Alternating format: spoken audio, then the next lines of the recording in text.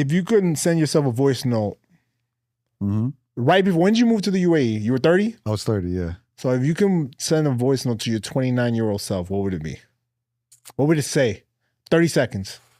15 seconds. I mean, I made so many mistakes.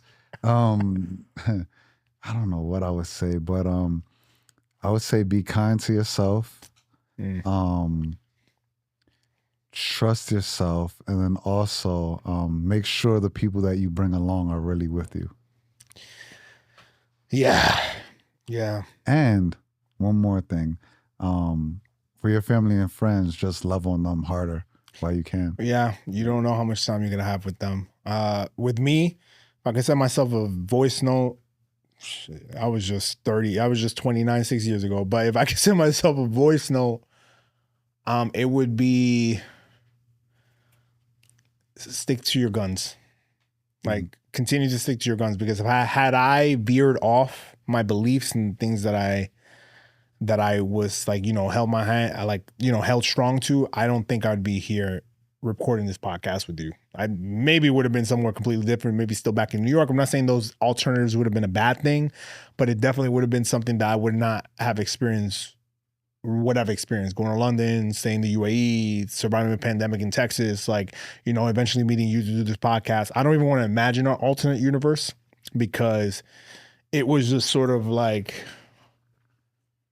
it's just unimaginable for me, to be quite honest with you. And honestly, piggybacking off of what you said, make sure that the people that you have with you are unconditionally with you. Yep.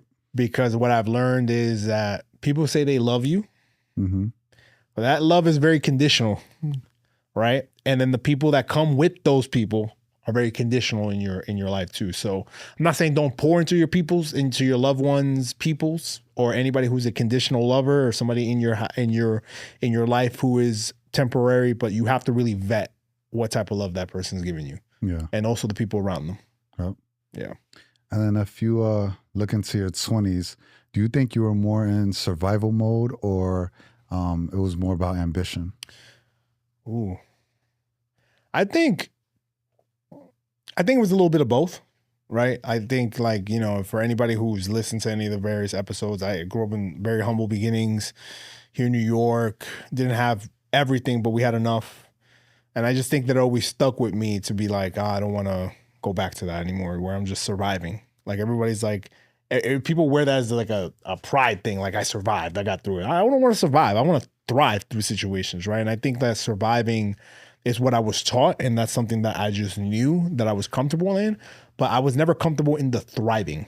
Okay, I don't have to, I'm good now. I'm not surviving. I live well, I travel a lot, I'm able to do this podcast comfortably, I save, I spend, whatever, right? So I'm not surviving anymore, I'm thriving.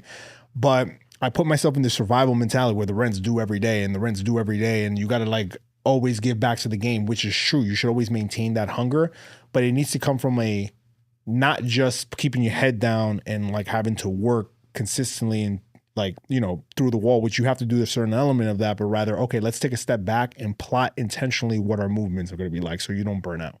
Yeah. And so, yeah, I think it was a little bit of both, to be, surviving or thriving. And so what about for you? Yeah. For me, I definitely think it was a little bit of both.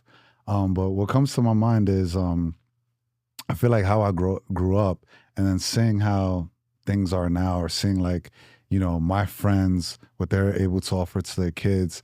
I didn't have the luxury to make a mistake or even kind of explore too much, It was more so, there was sacrifices that were made and hard work that was made to put me in a position to win. And it's you better win. Don't mess this up, So as far as I'm working this overtime. I made these sacrifices so you can go to college, so you can go to school. So, don't mess around, don't dick around, don't fail in class, or don't, try to explore and say, oh, okay, let me take a leap year and see what my heart It desires. wasn't a lot of the leap year. Yeah, I couldn't do all that. You couldn't do a leap But I year? hear people talking about leap years. I'm like, what? I took Like, 2 years off between. I mean, you mean between high school and college, not yeah, between. yeah, Okay, high school and college. okay. Yeah, Yeah. no, there was none of that. Yeah, exactly. Go right to Let's college. go right into college and all that, and also pick a major that's gonna do well and things like that. So yeah, so it was a combination of both.